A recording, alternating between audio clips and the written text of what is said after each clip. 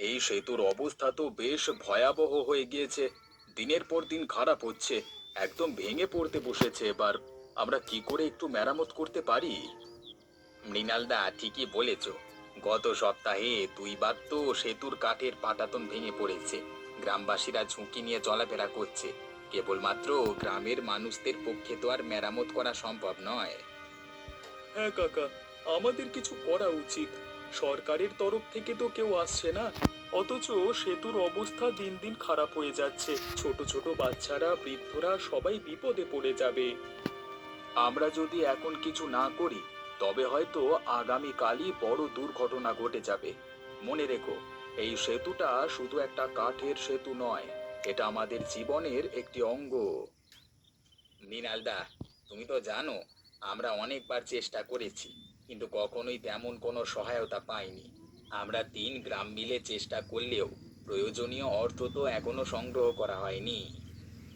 টাকা আমাদের পক্ষে এখনই আসবে না, কিন্তু আমরা কি একসঙ্গে কিছু করে দেখাতে পারি?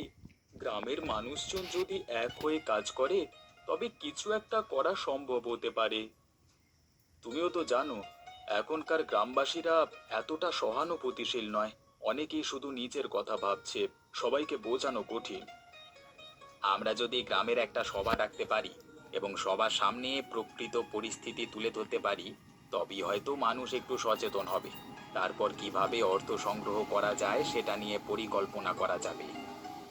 হ্যাঁ, এটা একটা ভালো আইডিয়া।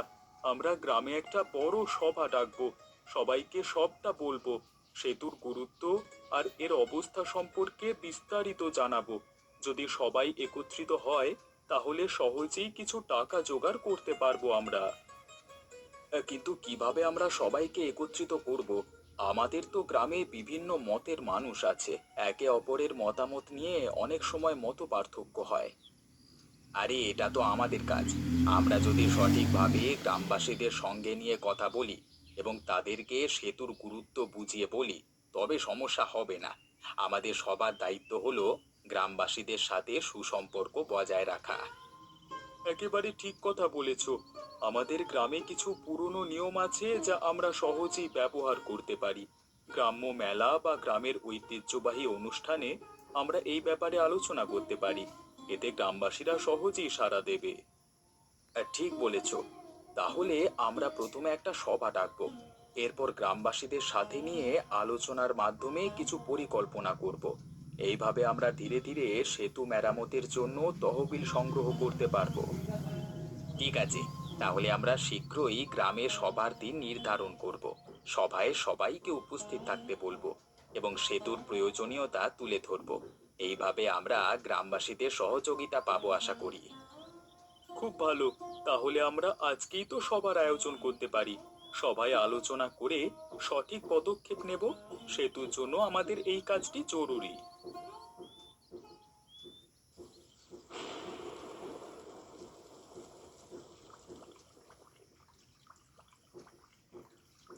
অস্বাভাবিক বৃষ্টি, পুরো নদী বন্যায় ভেসে গেছে। আর সেতুর অবস্থা তো দেখছো। একদিকে যদি সেতু ভাঙে, অন্যদিকে নদীর জল বাড়ছে। মনে হচ্ছে যেন 3 গ্রামের সেতু যে কোনো মুহূর্তে ভেঙে পড়বে। সেতুর ওপর দিয়ে জল বইছে, জলের প্রভাব বেড়ে গেছে। যদি এমন চলতে থাকে, তাহলে সেতু পুরোপুরি ভেঙে যাবে। এতে আমাদের গ্রাম সব বিচ্ছিন্ন হয়ে যাবে। শুধু সেতু না, গোটা গ্রামের অবস্থাই ভালো নয়। বাড়িঘর সব জলমগ্ন হয়ে গেছে। অনেক মানুষের ঘরবাড়ি ডুবে যাচ্ছে, ধান ক্ষেত সব নষ্ট হয়ে যাবে। আমাদের গ্রামবাসীদের কি অবস্থা হবে এবার? গ্রামবাসীরা তো সবাই ক্ষতিগ্রস্ত হয়েছে। বন্যার ফলে অনেক ঘরবাড়ি ভেঙে গেছে। আমরা যদি সেতুর মেরামত না করি, তাহলে গ্রামবাসীদের চলাচল একেবারে বন্ধ হয়ে যাবে। এই অবস্থা চলতে থাকলে হয়তো বড় বিপর্যয় ঘটে যাবে। আমাদের এখনই কিছু করতে হবে। যদি সেতু ভেঙে যায়, তবে সাহায্য পৌঁছানো অসম্ভব হবে। আমাদের পুরো গ্রাম সংকটের মধ্যে পড়ে যাবে। আমরা কি গ্রামবাসীদের সাহায্য করতে পারি? কিছু সমাধান খুঁজে বের করতে হবে। আসলে বন্যার কারণে গ্রামবাসীদের সাহায্য করা খুব কঠিন হয়ে পড়েছে। সেতু মেরামতের জন্য দরকারি সবকিছুই ভিজে গেছে। পণ্যবাহী গাড়ি আসতে পারছে না, সাহায্য তো দূরের কথা। আমাদের তো 3টি গ্রাম একসঙ্গে কাজ করতে হবে। সেতু মেরামতের জন্য আমরা এখন টাকা এবং সামগ্রী সংগ্রহ করতে পারবো না, কিন্তু আমরা যদি এই মুহূর্তে কিছু আশ্রয়স্থল তৈরি করতে পারি এবং জল সরানোর ব্যবস্থা করতে পারি, তাহলে হয়তো পরিস্থিতি সামাল দিতে পারবো। হ্যাঁ, সেতুর মেরামতের জন্য যতটা প্রয়োজনীয় তার চেয়ে বেশি জরুরি এখন গ্রামবাসীদের প্রাথমিক সাহায্য। আমাদের একত্রিত হয়ে আশ্রয় কেন্দ্র তৈরি করতে হবে। আশেপাশের গ্রামের মানুষদের জন্য খাদ্য ও জলের ব্যবস্থা করতে হবে শিগগির। ঠিক বলেছেন বানেশ্বরদা। আশ্রয় কেন্দ্র তৈরি করতে হবে, কিছু ধান, মটর, চাল ইত্যাদি সংগ্রহ করতে হবে। আর আমরা স্থানীয় প্রশাসনকেও যোগাযোগ করব। সম্ভব হলে বন্যার জল সরানোর ব্যবস্থা করবে এমন সংস্থার কাছে সাহায্য চাইব। তাহলে আমরা আজকেই পুরো গ্রামে জরুরি সভার আয়োজন করব। সবাইকে জানাবো যে সেতুর মেরামতের পাশাপাশি বন্যার জন্য আমাদের জরুরি পদক্ষেপ নিতে হবে, গ্রামবাসীদের সহযোগিতা নিতে হবে, তাদের সঙ্গে আলোচনা করে জরুরি কাজ শুরু করতে হবে। খুব ভালো। আমরা সবাই মিলে আজকেই সভা ডাকবো। সকলের সামনে বন্যার পরিস্থিতি আর সেতুর গুরুত্ব তুলে ধরতে হবে। আশা করি গ্রামের সবাই এক হয়ে আমাদের সাহায্য করবে। ঠিকই বলেছ। আমরা আজকের মধ্যেই সভার ব্যবস্থা করব। সেতু এবং বন্যার সমস্যা একসঙ্গে মোকাবিলা করা হবে। এই সংকট আমাদের সম্মিলিত প্রচেষ্টায় কাটাতে হবে। প্রিয় গ্রামবাসী, আজ আমরা এখানে একটি জরুরি সভায় একত্রিত হয়েছি। আমাদের 3 গ্রামের মধ্যে যে সেতু রয়েছে তা বন্যার কারণে বিপন্ন অবস্থায় রয়েছে। সেতুর অবস্থা এতই খারাপ যে যে কোনো মুহূর্তে ভেঙে পড়তে পারে। আর সেই সঙ্গে বন্যার কারণে আমাদের গ্রামেও বিপর্যয় ঘটে গেছে। ঘর বাড়ি, ক্ষেত মাঠ সবকিছুই জলে তলিয়ে যাচ্ছে। কাকা, বানের জল আমাদের ঘর ভাসিয়ে নিয়ে গেছে।